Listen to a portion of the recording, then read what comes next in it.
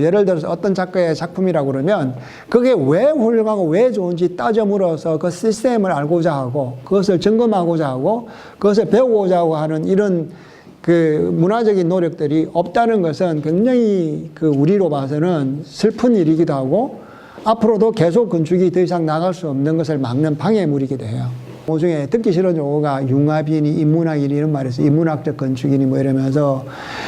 그런데 그 인문학이란 말하고 건축하고는 아무 상관없어요. 인문학이란 말이 들어간다고 해서 건축이 전혀 다른 건축을 얘기할 수 있느냐 하면 아무 변화가 없는데도 그냥 말만 갖다 놓잖아요. 이건 아무 인생에 도움이 안 되고 유행 타기에서 적절히 상수를 벌려서 뭔가를 해먹는 포장밖에 안 되는 거예요. 그러니까 어떻게 하면 이게 포장인지 아닌지를 구분해내야 되고 포장이면 어떤 포장인지를 알아야 되고 포장이 아니면 왜 포장이 아닌지를 찾아내야 되는데 서양의 동양을 지배할 수밖에 없는 것은 바로 그런 시스템과 기계의 힘이에요. 그런데 우리가 아까 말했듯이 기계가 없었냐면 있었어요. 기계적 사유도 있었고 기계적 전통도 있었지만 어느 날 먹고 살기 바쁘고 힘들고 등등등등 하면서 아까 말했듯이 그런 이상한 미학 이론을 통해서 두리뭉실하게 넘어가면서 무기교적인 기교, 디테일이 정확하면 오히려 맛이 없다느니 뭐 그래서 모든 것들을 흐리멍덩하게 만들어서 넘어오면서 그걸 또 미학화시키고 신비화시켜서 이제 넘어온 상황인데 그게 옛날에는 몰라도 지금은 가면 갈수록 세상도 문화도 경쟁이고 전쟁이거든요. 근데 거기서 살아남고 그것을 새로운 문화를 만들 수 있는 내부의 시스템을 못 만들어내면 난 만들 수가 없어요. 근데 철학이 존재 안 했어요. 그러니까 철학이랄 때는 서양의 철학이죠. 우리 뭐 관상 보는 거를 철학이라고 부르잖아요. 그 철학 말고 엄정한 의미에서 논리로 성립되는 따짐의 학문이 우리나라에는 존재한 적이 없었어요. 그와 마찬가지로 건축도 학문으로, 문과로, 예술로, 문화로 전문적인 지식의 체계로 존재한 적이 한 번도 없었어요.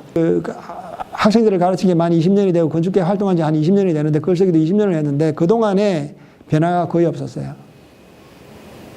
그런 흔적과 노고와 투쟁과 논박과 치열한 크리틱과 이런 것들이 없었어요. 계속 맴도는 거예요. 그러니까 누군가가 어떤 놈이 이게 최고다 그러면 최고가 되는 거예요. 그 투표에서 어떤 게 최고냐 그러면 이게 최고다 이렇게 되는 거예요. 그런데 문화와 예술은 투표나 민주주의가 아니거든요. 탁월성에서 결정돼야 된다고요. 적어도 전문 세계는, 전문가들의 세계는 탁월성이 지배를 해야 된다고요. 근데 탁월성을 가늠할 수 있는 방법이 없고, 가늠하고자 하는 욕망이 없었다. 또는 가늠하고자 하는 움직임이 없었다. 그러면 전문적인 세계는 존재하지 않는 거예요.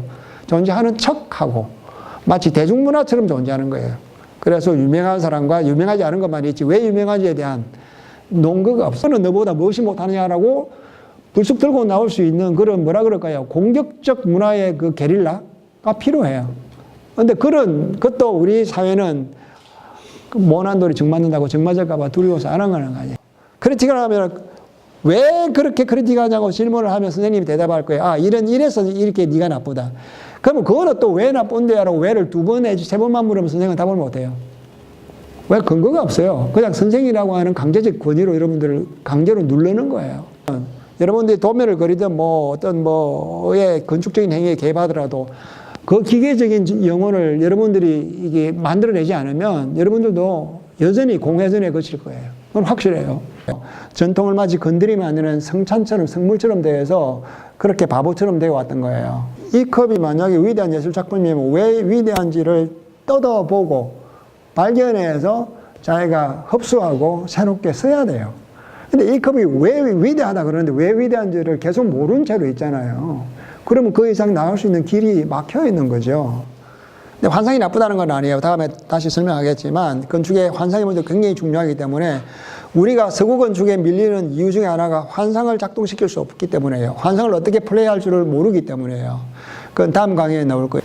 다음 시간에는 뭐 건축이 무언가에 관해서 좀 더 자세하게 책에 제가 간단하게 썼지만 그걸 중심으로 좀 얘기를 풀어갈 생각이에요. 그래서 오늘 뭐 다룬 다음 주에 환상의 문제, 그 다음에 이게 꼬시는 문제, 결국 유혹의 문제죠. 건축이라고 하는 것도 유혹의 문제 중에 하나니까 유혹의 문제와 건축의 환상의 문제라고 하는 틀 안에서 우리가 그동안 건축을 하면서 생각해 보지 못했던 것들, 그리고 앞으로 어떤 문제가 우리에게 과제로 남아 있는가, 이런 얘기를 중심으로 얘기를 해볼까 싶어요.